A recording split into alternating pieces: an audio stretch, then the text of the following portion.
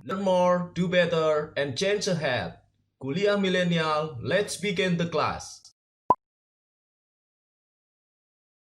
Oke, kita coba langsung menilai untuk pelaksana administrasi SDM. Ya. Kita coba melihat deskripsi level yang pertama pada faktor pengetahuan yang dibutuhkan ini. Deskripsinya adalah pengetahuan tentang tugas atau operasi yang sederhana, rutin, atau berulang yang secara khusus mengikuti instruksi langkah demi langkah dan sedikit atau sama sekali tidak membutuhkan pelatihan atau pengalaman sebelumnya. Oke, kemudian kita coba lihat deskripsi pada level 2.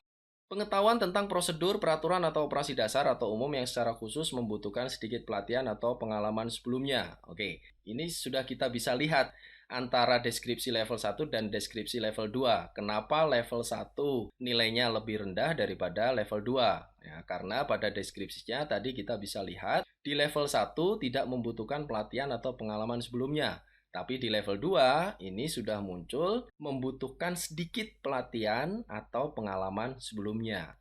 Oke, coba kita lanjutkan deskripsi di level 2.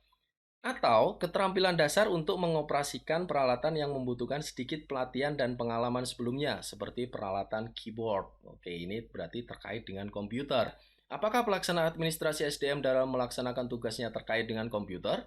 Apakah dia juga dalam melaksanakan tugas-tugasnya itu banyak dengan kegiatan mengetik, menginput data?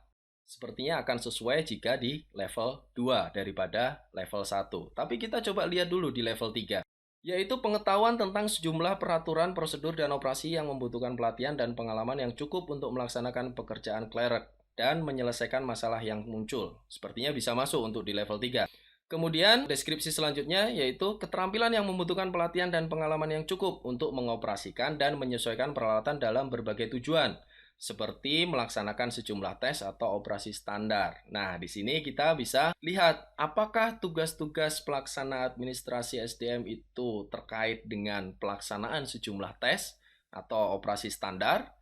Kalau kita lihat job description yang telah kita buatkan di video sebelumnya, mungkin tidak sampai karakteristiknya masuk ke level 3 ini. Ya, jadi kita di sini bisa lihat pelaksana administrasi SDM masuk di level berapa untuk faktor yang pertama ini. Nah, untuk tadi antara level 1 dan 2 itu lebih cenderung masuk ke level 2 karena level 1 tadi cenderung lebih sederhana. Dan di level 2 ada keterangan yaitu penggunaan seperti peralatan keyboard. Kemudian di level 3 itu cenderung terlalu tinggi karena di sini ada ketentuan deskripsinya yaitu melaksanakan sejumlah tes ya, seperti melaksanakan sejumlah tes atau operasi standar. Inilah cara bagaimana kita menentukan suatu jabatan pada suatu compensable factor dalam evaluasi jabatan itu masuk pada level berapa. Nah, di sini kita bisa mengevaluasi bahwa untuk faktor yang pertama, yaitu pengetahuan yang dibutuhkan, jabatan pelaksana administrasi SDM itu berada di level 2. Nah, oleh karena itu, nilai pada level 2 ini di faktor pengetahuan yang dibutuhkan yaitu nilainya 200. Nah, kita isikan pada tabel isian evaluasi jabatan yang ada di awal ini. Nah, kita beri tanda centang di level 2 untuk faktor yang pertama. Nah, langsung muncul nilainya 200. Oke, kita lanjut ke faktor yang kedua. Faktor yang kedua ini adalah pengawasan penyelia. Apa keterangannya? Yaitu faktor ini mengukur sifat dan tingkat pengawasan penyelia secara langsung atau tidak langsung, tanggung jawab pegawai, dan evaluasi hasil pekerjaan. Pengawasan dilakukan dengan cara pemberian tugas dan instruksi pada pegawai, disusunnya prioritas dan batas waktu dan ditetapkan tujuan dan batasannya, dan sebagainya. Oke, jadi dalam faktor yang kedua ini mengenai pengawasan penyelia ini maksudnya adalah tingkat pengawasan yang dibutuhkan jabatan pelaksana administrasi SDM dalam melaksanakan tugas-tugasnya. Nah, pengawasan dari siapa? Pengawasan dari atasan langsungnya ya. Oke, untuk faktor yang kedua ini levelnya ada 5 ya. Kita coba lihat yang deskripsi untuk level yang pertama. Deskripsinya adalah untuk tugas sejenis dan berulang, penyelia membuat tugas tertentu disertai dengan instruksi yang jelas, terperinci, dan spesifik. Pegawai bekerja sesuai instruksi dan berkonsultasi dengan penyelia sebagaimana dibutuhkan untuk semua persoalan yang tidak spesifik, dicakup di dalam instruksi atau pedoman. Untuk semua jabatan, pekerjaan diawasi dengan teliti. Untuk beberapa jabatan, pengawasan berdasarkan sifat pekerjaan itu sendiri. Untuk jabatan yang lain, pekerjaan diawasi sebagaimana pekerjaan itu dilaksanakan. Dalam situasi tertentu, penyelia melakukan peninjauan pekerjaan yang telah selesai untuk tujuan keakuratan, kecukupan, dan ketaatan pada instruksi dan prosedur yang ditetapkan. Oke, coba kita lihat perbedaannya pada level 2. Di sini kalau kita bisa baca, penyelia memberikan tugas berkelanjutan atau tugas tertentu dengan mengindikasikan secara umum apa yang harus diselesaikan, batasan kualitas dan kuantitas yang diharapkan. Oke, kita coba lihat tugas-tugasnya pelaksana administrasi SDM. Apakah membutuhkan pengawasan seperti yang dideskripsikan pada level 1 atau level 2? Di level 2 sudah menyebutkan ya, penyelia memberikan tugas berkelanjutan atau tugas tertentu dengan mengindikasikan secara umum. Jadi, misalkan memberikan perintah secara umum saja gitu ya. Padahal dalam tugas-tugas pelaksana administrasi SDM itu tugasnya spesifik dan rutin, di mana membutuhkan instruksi yang jelas ya. Sehingga di sini jika dimasukkan di level kedua itu terlalu tinggi levelnya. Maka kita bisa masukkan pada level 1. Kenapa tidak pada level 3 dan selanjutnya? Karena sudah tentu saja di level 2 saja terlalu tinggi, apalagi yang di level 3. Jadi kita pilih untuk yang faktor kedua ini, yaitu pengawasan penyelia, pelaksana administrasi SDM itu berada pada level 1. Oke, kita isikan pada tabel. Nah, sudah muncul nilainya adalah 25. Coba kita cek pada keterangan faktornya. Untuk level 1 nilainya adalah 25. Oke, lanjut ke faktor yang ketiga. Mengenai pedoman. Pedoman ini maksudnya apa? Faktor ini mencakup sifat pedoman dan pertimbangan yang dibutuhkan untuk menerapkan pedoman tersebut. Sebagai contoh, pedoman adalah panduan kerja, prosedur, dan kebijakan praktek tradisional dan bahan referensi seperti kamus, jenis panduan, dan buku panduan teknik. Jadi, kalau kita baca keterangannya semuanya, ini pedoman ini mengarahkan pada pedoman yang seperti apa yang dipakai oleh jabatan dalam melaksanakan tugas-tugasnya. Apakah pedomannya harus spesifik gitu ya, jelas dan tidak boleh dilanggar pedoman itu, atau pedomannya cukup fleksibel gitu ya, karena dibutuhkan kreativitas dari pemangku jabatan dalam melaksanakan tugas-tugas di jabatan tersebut. Coba kita lihat deskripsi pada tiap levelnya. Di sini ada 5 level juga gitu ya. Level yang pertama, pedoman terperinci dan khusus yang meliputi semua aspek penting tugas yang diberikan kepada pegawai. Pegawai harus patuh dan taat pada pedoman. Penyimpangan harus disetujui oleh penyelia. Nah, ini sepertinya sebuah pedoman yang harus dipatuhi oleh pelaksana administrasi SDM kalau kita melihat job description-nya. Oke, tapi coba kita lihat dulu di level 2. Prosedur melaksanakan pekerjaan ditetapkan dan sejumlah pedoman tersedia. Pegawai menggunakan pertimbangan dalam memilih pedoman, referensi, dan prosedur yang paling tepat untuk diterapkan pada kasus tertentu dengan deviasi yang terkecil, minor. Pegawai dapat menentukan alternatif yang ada untuk digunakan. Situasi di mana pedoman yang tidak dapat diterapkan atau terjadi penyimpangan dari pedoman yang diajukan harus mengacu pada penyelia. Oke. Di sini sudah bisa kita lihat bahwa untuk level yang pertama ya pedomannya itu tertentu ya, sudah ditentukan dan pemangku jabatan dalam melaksanakan tugas jabatannya harus mematuhi pedoman tersebut. Penyimpangan-penyimpangan yang akan dilakukan terhadap pedoman tersebut harus mendapatkan persetujuan dari penyelianya atau pimpinannya atau pengawasnya gitu ya.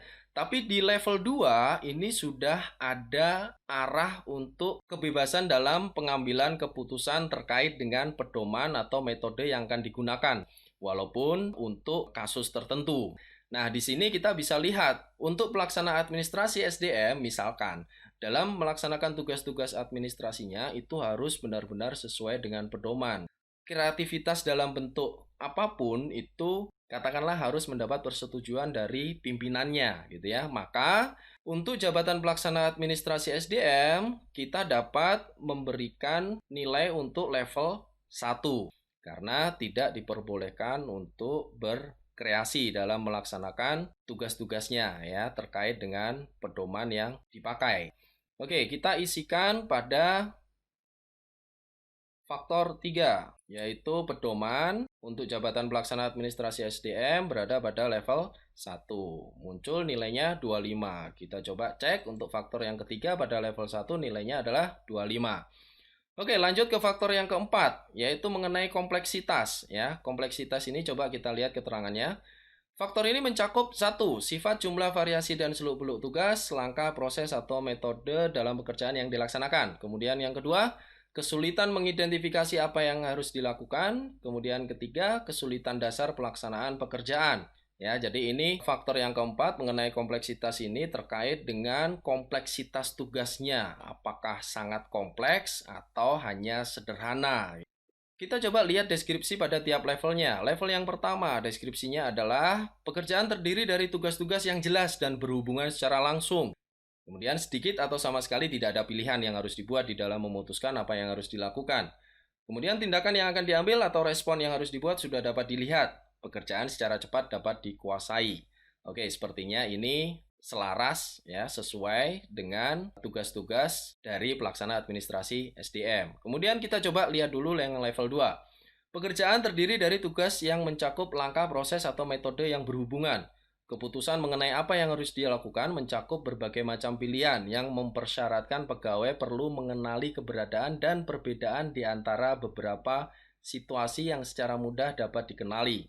Tindakan yang diambil atau respon yang dibuat adalah berbeda tergantung pada sumber informasi, cara mendapatkan informasi atau transaksi, atau perbedaan sifat faktual yang lainnya. Nah, di sini kita bisa lihat di level 2 ini menunjukkan ada deskripsi tindakan yang diambil atau respon yang dibuat adalah berbeda, bergantung pada sumber informasi. Nah, kita coba lihat tugas-tugas yang ada di pelaksana administrasi SDM itu tidak menunjukkan perlunya perbedaan dari tindakan yang diambil atau respon karena tugas-tugasnya itu rutin dan setiap melaksanakan tugasnya itu sama. Dari tugas yang sebelumnya dilakukan, kemudian dilakukan kembali, itu sifatnya sama dan bentuknya pun sama, wujudnya pun sama. Sehingga jika pada faktor ini kita masukkan pada level 2, mungkin akan terlalu tinggi. Nah, yang lebih cocok untuk faktor keempat ini mengenai kompleksitas, pelaksana administrasi SDM berada pada level 1. Oke, level 1 ini nilainya adalah 25. Coba kita isikan pada tabel yang depan ini. Pada faktor 4, pelaksana administrasi SDM berada pada level 1 ya. Nilainya adalah 25. Oke. Lanjut ke faktor yang berikutnya yaitu faktor 5 mengenai ruang lingkup dan dampak ya. Apa ruang lingkup dan dampak ini? Yaitu faktor ini mencakup hubungan antara cakupan pekerjaan antara lain tujuan, keluasan dan kedalaman tugas dan dampak dari hasil kerja atau jasa di dalam dan di luar organisasi. Dampak mengukur apakah hasil pekerjaan memfasilitasi pekerjaan orang lain, pelayanan tepat waktu, atau berdampak pada penelitian.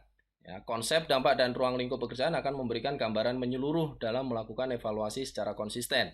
Hanya pekerjaan yang mempunyai dampak yang dipertimbangkan. Oke, di sini berarti mengenai faktor 5, yaitu ruang lingkup dan dampak, ini adalah bagaimana ruang lingkup tugas-tugas yang dilakukan oleh pelaksana administrasi SDM dan dampak apa yang ditimbulkan dari pelaksanaan tugas-tugas tersebut. Kita coba lihat deskripsi pada tiap levelnya. Di sini ada 6 level ya. Deskripsi pada level yang pertama, tugas meliputi pekerjaan tertentu, bersifat rutin dengan beberapa prosedur yang terpisah. Kemudian hasil kerja dan jasa yang diberikan untuk memfasilitasi pekerjaan orang lain tetapi mempunyai sedikit dampak di luar unit organisasi langsung. Oke, berarti yang level 1 ini dampaknya di dalam unit organisasi. Untuk di luar unit organisasi dampaknya hanya sedikit. Oke, untuk yang level kedua, kita coba lihat terlebih dahulu. Pekerjaan meliputi pelaksanaan peraturan, regulasi, atau prosedur tertentu dan merupakan bagian dari suatu tugas atau proyek dengan ruang lingkup yang lebih luas. Nah, ini hasil kerja atau jasa mempengaruhi keakuratan, kelayakan, atau akseptabilitas dari proses atau pelayanan lebih lanjut. Jadi, apa yang dikerjakan mempengaruhi kelayakan, keakuratan, akseptabilitas dari pekerjaan yang lebih lanjut yang mungkin dilakukan oleh jabatan lainnya. Nah, apakah pelaksana administrasi SDM itu tugas-tugasnya memberikan dampak seperti itu, gitu ya? Mungkin untuk dimasukkan pada level 2, jabatan pelaksana administrasi SDM pada faktor ini, pada faktor kelima, yaitu ruang lingkup dan dampak, ini cukup tinggi. Maka kita bisa masukkan pada level 1. di mana hasil kerja dan jasa yang diberikan untuk memfasilitasi pekerjaan orang lain, tetapi dampaknya itu sedikit untuk di luar unit organisasi langsung. Oke, di sini kita masukkan pelaksana administrasi SDM untuk faktor 5, itu berada pada level 1, yaitu nilainya 25. Oke, kita isikan. Ya. Nah, 25. Oke, untuk yang faktor berikutnya, faktor 6, hubungan personal. Ya. Baik, jika perusahaan atau instansi tempat kalian bekerja membutuhkan bantuan tenaga ahli untuk melakukan evaluasi jabatan, silahkan kalian bisa mengirimkan email ke kuliahmilenialid@gmail.com. Silahkan juga bergabung dengan grup Telegram Kuliah Milenial untuk diskusi-diskusi lebih lanjut dan lebih interaktif. Silahkan tinggalkan saja di kolom komentar jika kalian memiliki request mengenai materi-materi yang perlu diulas di channel ini. Dan jangan lupa dukung terus channel ini agar terus berkembang dengan klik like dan subscribe. Oke, ingat, always learn more, do better, and change ahead. Salam kompeten.